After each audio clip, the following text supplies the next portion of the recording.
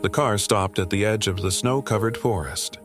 The son stepped out first, opened the trunk, set an old tent on the ground, then turned away without looking back. "Just for a little while," he said, avoiding their eyes. "It's quiet here. You'll be fine." The door slammed shut. The engine roared to life, leaving two aging figures standing in the biting cold. They didn't understand why they had been left behind, only that no one was coming for them, and in the silent forest, fresh footprints pressed into the snow, belonging to a man who once walked away from war and a canine who had never abandoned anyone. Before we begin, tell us where you're watching from. And if this story moves you, hit subscribe so you never miss another tale of loyalty, courage, and heart. Your support truly means the world. The forest was silent beneath a pale winter sky, the kind of silence that pressed against the ears and made every breath feel louder than it should. Daniel Reed moved carefully along the narrow trail, his boots crunching softly through the thin layer of snow. At 39, his body still carried the strength of a soldier, but his movements were slower now, more deliberate. Broad shoulders filled his heavy jacket, and faint lines cut deep around his eyes, marks not of age, but of nights spent awake, haunted by things no one else could see. A short, neatly trimmed beard framed a jaw that once carried confidence, now shaped by restraint and exhaustion. He had served 2 combat tours in Afghanistan, leading reconnaissance and extraction missions through mountain terrain that never forgave mistakes. During his final deployment, an ambush took everything from him: his unit, his sense of certainty, and the belief that surviving meant winning. He came home with no visible wounds, but the war had followed him back in quieter, crueler ways. Sleep rarely lasted more than an hour. Sudden sounds made his muscles lock, and guilt, constant, unrelenting guilt, settled in his chest like a second heartbeat.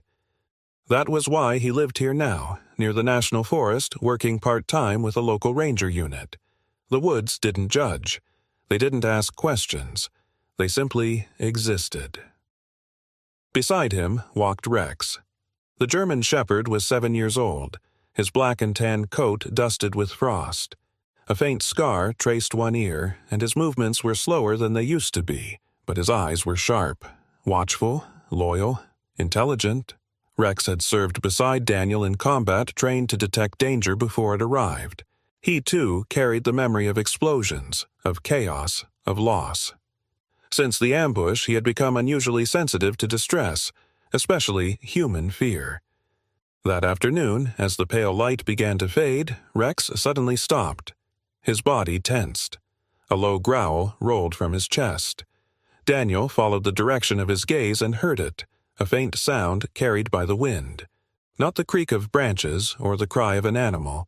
A cough, human, weak, struggling. Daniel moved fast. Through the thinning trees, he saw it, a small, battered tent, half buried in snow, its fabric sagging under the cold. It looked out of place, fragile against the wilderness. Inside were 2 people. An elderly woman sat curled inward, her thin frame trembling. Her hair, once dark, was now streaked with silver and pulled loosely behind her neck. Her lips were pale, her hands shaking as she tried to hold them together for warmth. Beside her sat an elderly man, his shoulders hunched protectively around her. His face was weathered, his eyes tired but alert. He leaned toward her, shielding her from the wind with his own body, even as his hands shook from the cold. Daniel knelt immediately. "I'm here," he said gently. "You're not alone." The man looked up, confusion and disbelief mixing in his eyes. We didn't think anyone would come." Daniel wrapped his insulated jacket around the woman's shoulders, then poured warm water from his flask into a cup, guiding it carefully to her lips. Rex lay beside her without command, pressing his body against hers, sharing what warmth he could. "How long have you been here?" Daniel asked softly. The man swallowed. "Almost a week.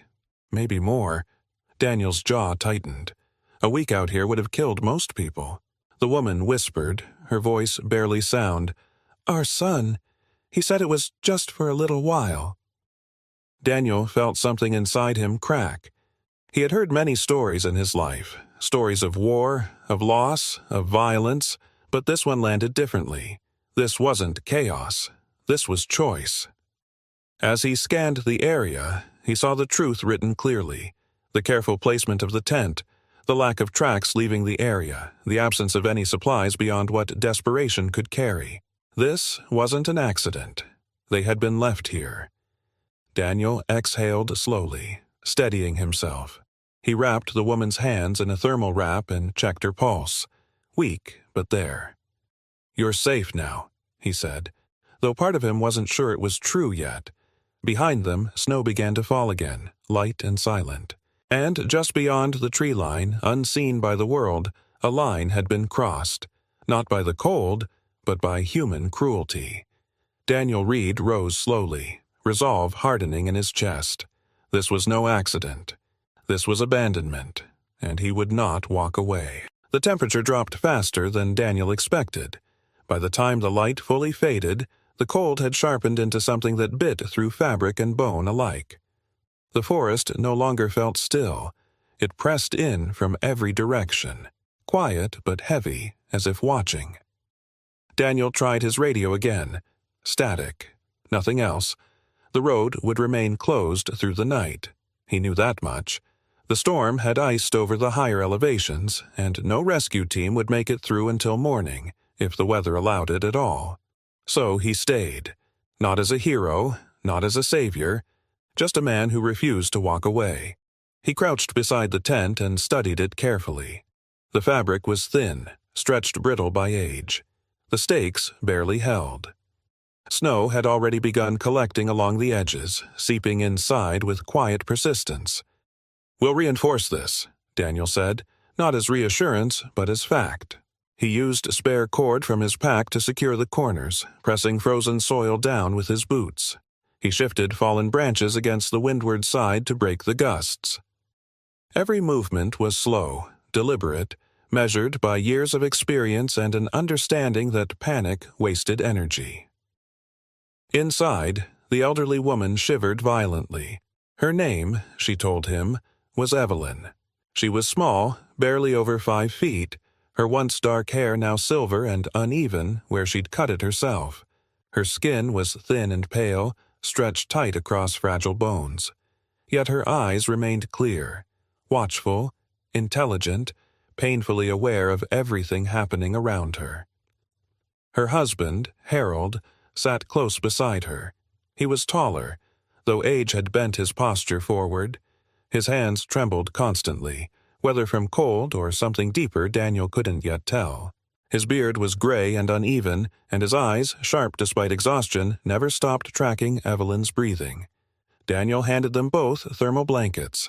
"Wrap these tight," he said. "No gaps." They obeyed without question. Rex crawled forward next, pressing his warm body against Evelyn's side.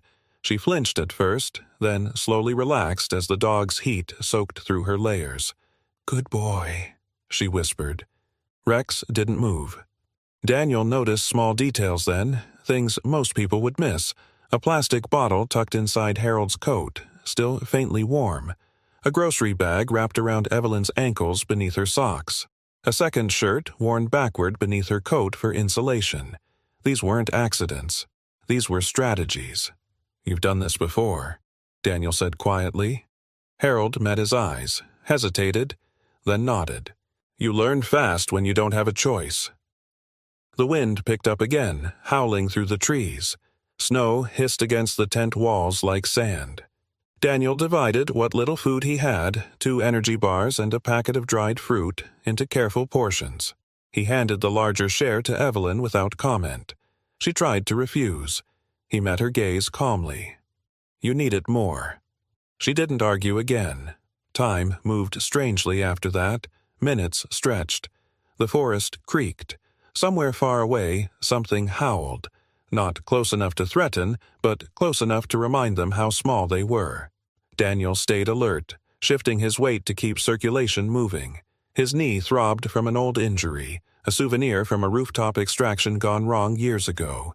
Pain had become familiar, manageable. Fear, however, was something else. Evelyn began to shiver harder, her breath shallow. Daniel leaned closer. "Stay with me. Talk to me." She smiled faintly. "We've had colder nights." Harold nodded. "First apartment we ever had. No heat. We slept in coats." Evelyn let out a soft breath that might have been a laugh. "You used to warm my hands because mine were always cold." "I still would," Harold said, voice breaking. Daniel looked away, pretending to adjust the tarp. He had seen bravery on battlefields, but this quiet endurance cut deeper. The minutes dragged, then an hour, then more. Daniel kept checking their pulses, their breathing. He pressed warm packs into their hands. He spoke when the silence grew too heavy, grounding them with simple things: his name, the sound of the wind, the promise that morning would come. Still, he knew the truth. They were surviving, not living. And survival had limits. As the night stretched on, Daniel felt the familiar tightening in his chest, the same pressure he'd felt years ago when he couldn't save everyone. He had learned then that courage didn't always mean action. Sometimes it meant staying when walking away would hurt less. The forest whispered around them. Snow continued to fall.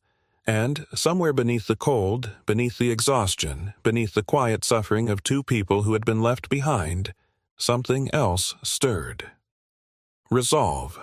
Daniel looked down at them, then at Rex, who lifted his head as if sensing the shift. "This isn't the end," Daniel murmured. "I promise." But, even as he said it, he understood something with painful clarity. They hadn't survived this long because of luck. They had survived because they refused to stop fighting, and now they were no longer alone. The night did not end. It simply stretched.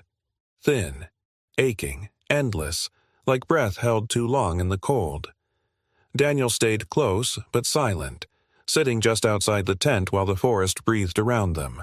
The fire he had built earlier had burned low, reduced to embers that glowed faintly beneath ash. Rex lay near the opening, alert but still, his ears twitching at every distant sound. The wind had softened, but the cold remained, crawling beneath layers of cloth and bone. Inside the tent, Harold and Evelyn lay side by side, wrapped in borrowed warmth and memory. Sleep came in fragments. When it broke, they spoke, not loudly, not fully awake, just enough to keep each other anchored. "Do you remember that little house on Cedar Street?" Evelyn whispered, her voice thin but steady. "The one with the crooked porch?" Harold smiled faintly. "The one that leaned like it might fall over if the wind changed its mind." She nodded. "We couldn't afford heat that first winter." "We couldn't afford much of anything," he replied. They shared a quiet breath, then another. "We worked so many jobs back then," she said. "I cleaned offices at night. You fixed fences all day. And still came home smelling like paint," he said softly. "You hated that." Evelyn let out the faintest laugh, fragile as frost. "I hated how tired you were." Their voices trembled, not from the cold alone, but from the weight of remembering. They spoke of mornings when they skipped meals so their children could eat, of nights spent stitching torn coats by lamplight, of holding feverish little bodies through endless hours, whispering comfort into the dark. "I used to warm their hands before school," Evelyn said, "even when mine were numb." Harold nodded. "You never complained, not once." She turned slightly toward him, her eyes reflecting dim light. "We did our best, didn't we?" He swallowed hard. "We did." Silence settled again, but it was not empty. A memory surfaced then, uninvited, sharp. Headlights cutting through falling snow, the hum of an engine idling too long. The way their son's voice had sounded strained, rushed. Evelyn's fingers tightened around Harold's sleeve. "He said it was just for a little while," she whispered. Harold closed his eyes. He could still hear it. The sound of the trunk closing, the car pulling away. They didn't say his name. They didn't need to. The silence answered for him. Outside, Daniel listened, heart heavy. He had heard stories like this before, different faces, same ending. But hearing it unfold in broken whispers made it harder to bear. He shifted closer to the tent, careful not to intrude. Rex lifted his head and looked back at him, eyes steady, understanding. Inside, Evelyn's breathing grew shallow. Daniel leaned in, adjusting the thermal wrap, pressing warmth back into her hands. She looked up at him, her gaze clear despite exhaustion. "You stayed," she murmured. He nodded. "I'm not going anywhere." Her eyes softened. "You remind me of our boy," before life hardened him. Daniel didn't respond. Some wounds didn't need words. Time drifted strangely after that. Past and present blurred together as the wind whispered through the trees. Snow tapped gently against the tent like quiet fingers. Harold spoke again, his voice barely there. "Do you think anyone will come?" Daniel paused. He chose honesty, not cruelty, not comfort built on lies. "I don't know," he said, "but I'm here now." That was enough. The old man nodded, breathing steadying just slightly. Outside, Rex stood and turned toward the forest, ears lifting. His body stiffened, not in fear, but awareness. Something had shifted. Daniel followed his gaze, heart slowing, sharpening. The night was not over yet, but neither were they, and for the first time since the snow began to fall, the darkness felt less absolute. Memory did not arrive all at once. It came in fragments, edges of sound, blurred movement, the echo of a voice trying to sound calm. Harold remembered the drive first. The car had been warm that day, warmer than it had any right to be in late autumn. Mark sat behind the wheel, hands steady, eyes fixed forward. He hadn't looked at them much during the drive, not even when his mother asked if they were going far. "Not far," he'd said, "just somewhere quiet." His voice had been careful, measured. Too careful. Evelyn had noticed it then, the way he kept swallowing, the way his knuckles whitened against the steering wheel. A son who had once talked endlessly now spoke only when necessary. The road narrowed as trees closed in around them. Snow had begun to fall, light at first, then thicker. When the car finally slowed, it wasn't because of traffic. It was because there was nowhere else to go. Mark stepped out quickly. He opened the trunk and pulled out the tent without a word. The fabric sagged in his hands, worn thin from years of storage. He placed it on the ground, then stepped back as if distance might soften what he was about to do. "It's quiet here," he said. "No one will bother you." Harold stared at him, confused. "Son, are you coming back?" Mark hesitated. His jaw tightened, a muscle twitching near his cheek.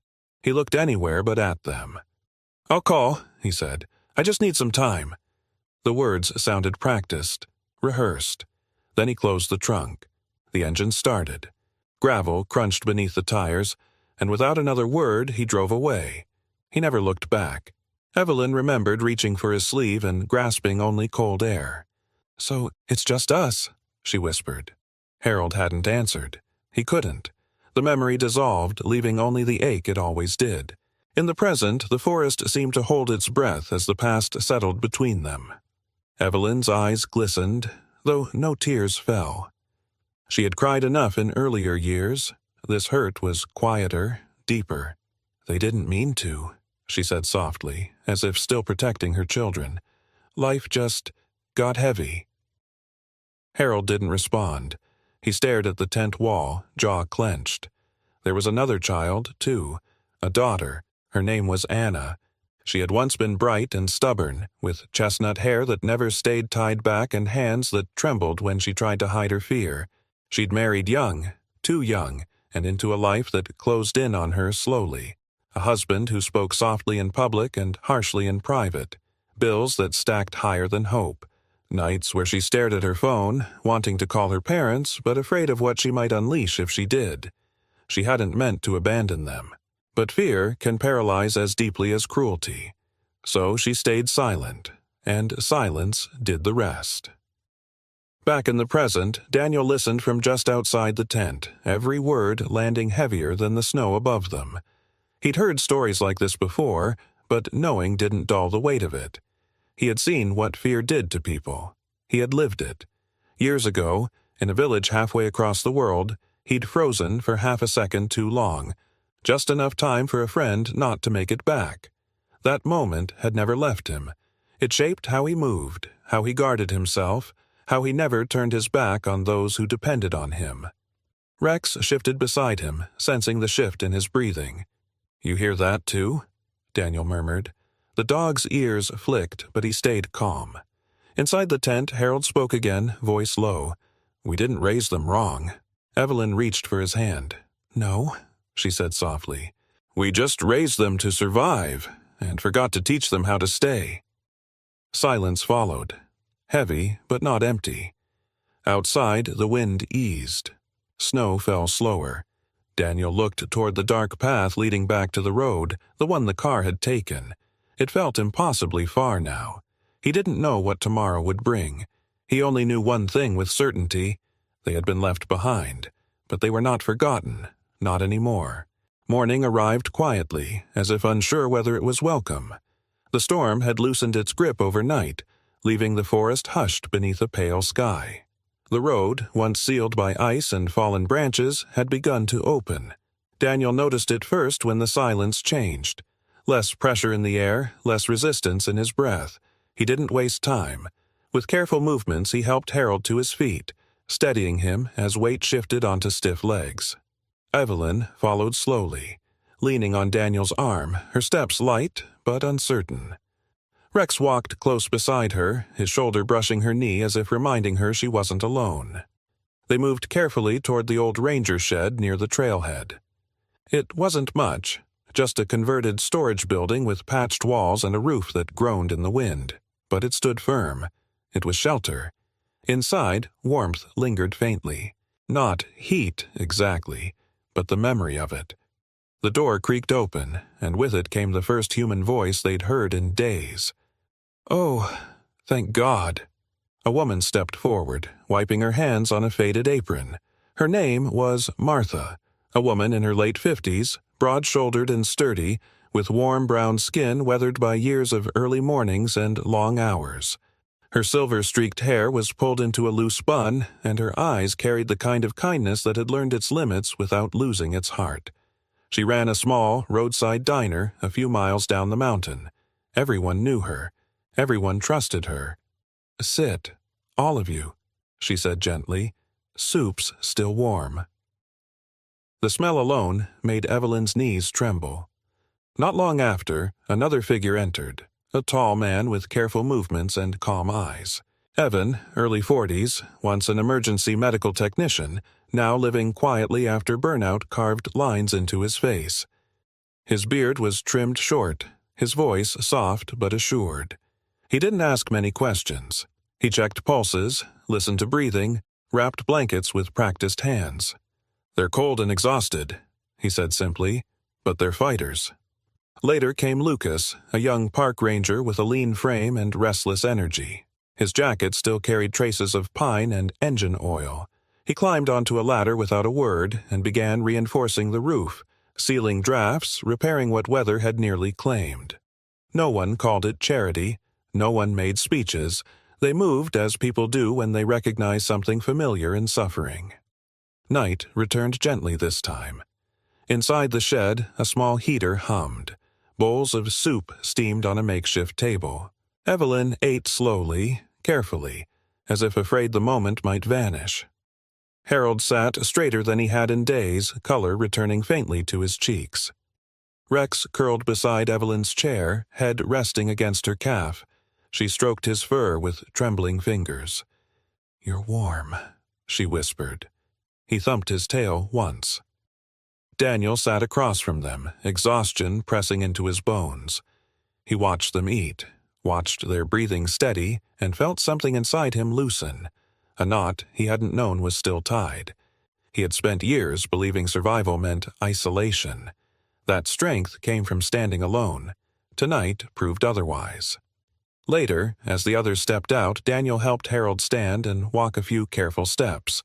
They moved slowly, but they moved. "Didn't think I could still do that," Harold said, voice cracking.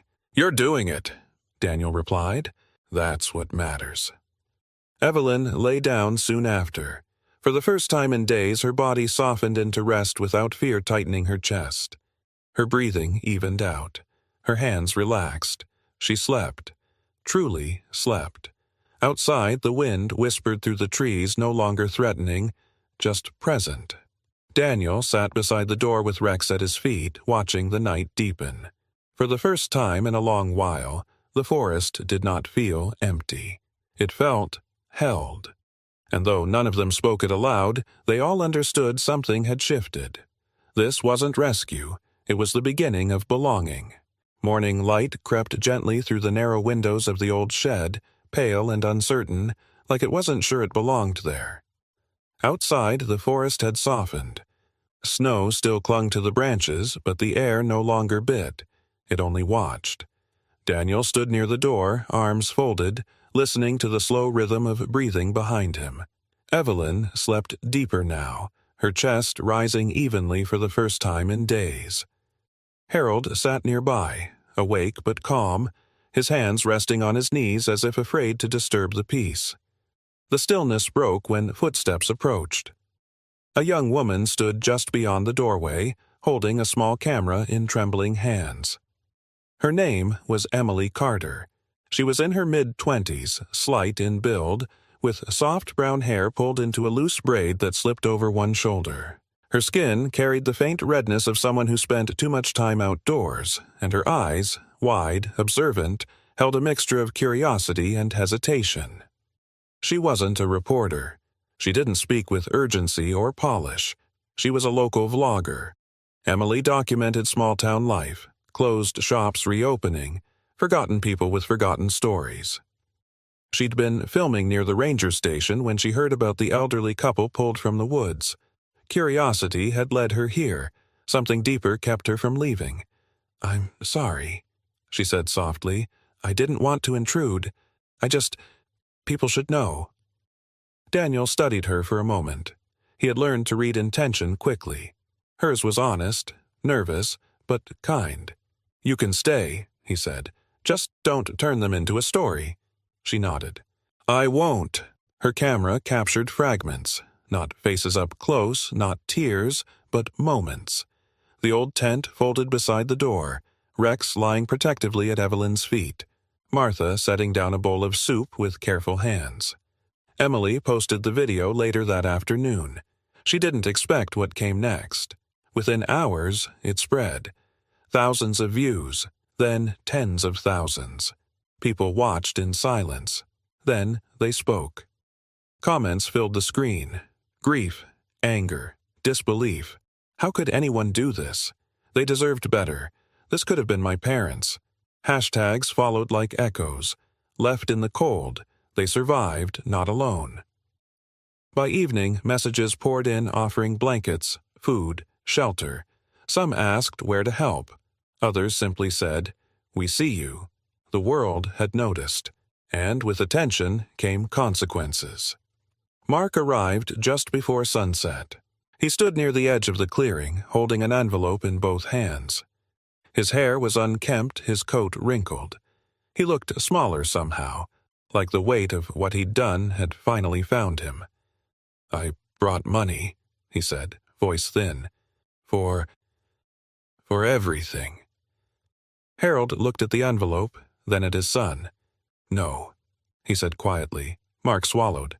"Dad?" "No," Harold repeated, firmer now. "We don't need that." The rejection stung more than any accusation. Mark nodded, eyes wet, and stepped back. He didn't argue. He didn't beg. He left the envelope on the ground and walked away. Later that evening, a phone rang. Evelyn answered. "Mom," a trembling voice whispered. It was Anna. She spoke in fragments, about fear, about nights spent listening for footsteps, about bruises hidden beneath sleeves. She cried without trying to stop herself. "I didn't know how to leave," she sobbed. "I didn't know how to help you when I couldn't even help myself." Evelyn closed her eyes. "I know," she said gently. "I know." No forgiveness was spoken, no promises made. But something shifted. A door cracked open, not wide enough to walk through, but wide enough to let light in. That night, Daniel stepped outside, letting the cold settle his thoughts. Rex followed, sitting beside him, steady and quiet.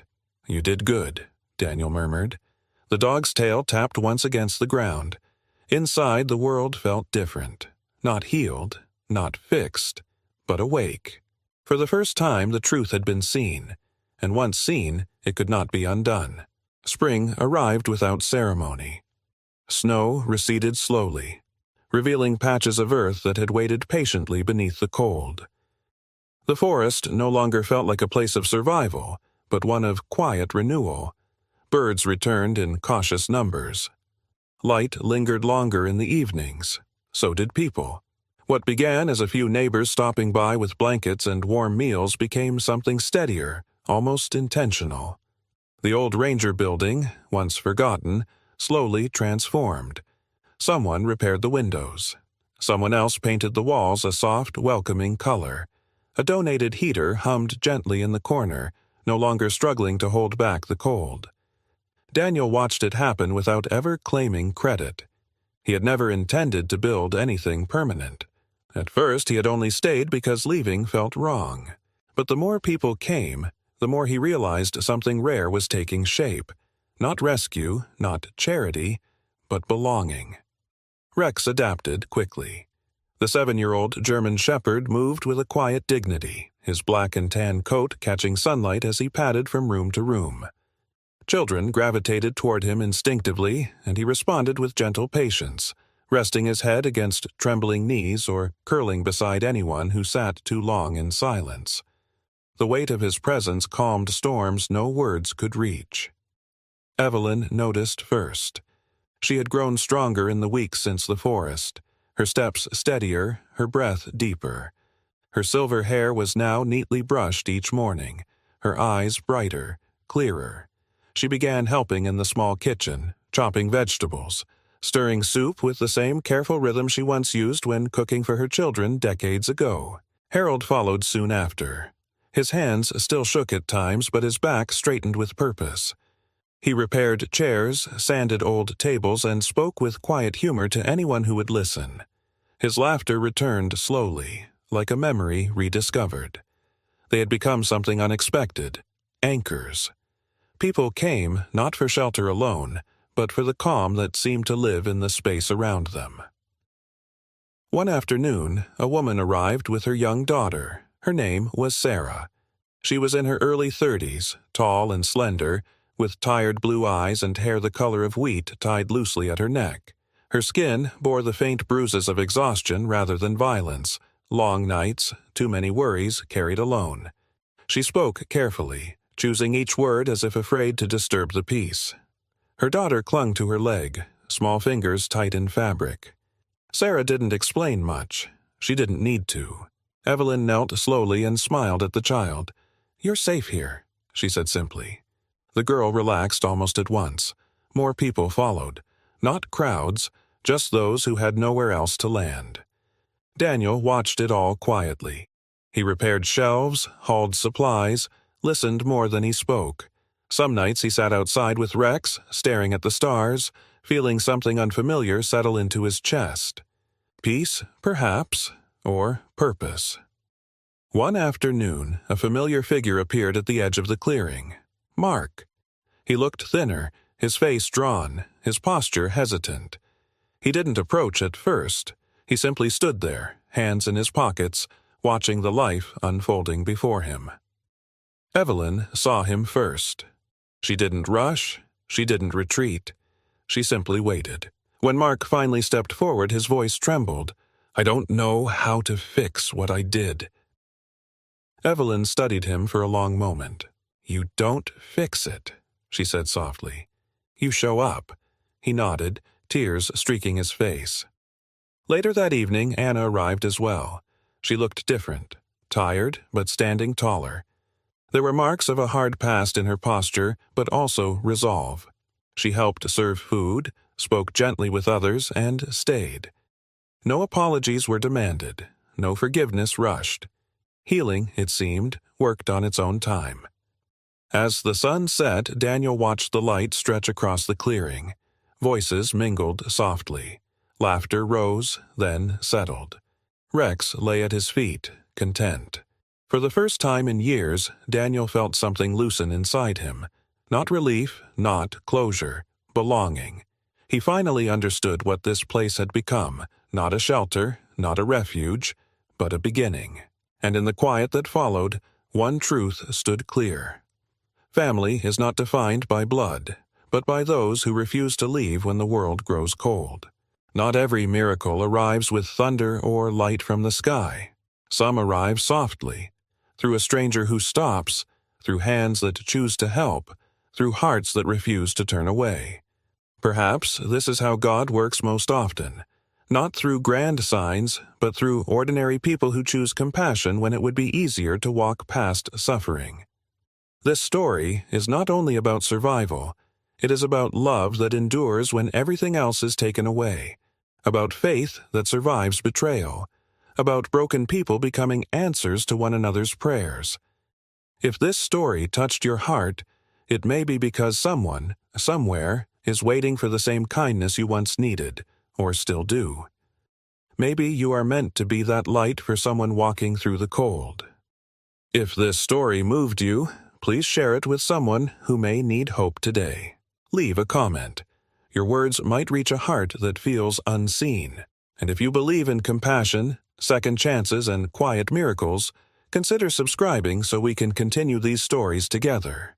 May God watch over you. May He comfort those who feel forgotten. And may He remind us all that even in the coldest moments, we are never truly alone. Because sometimes the greatest miracle is simply choosing not to turn away.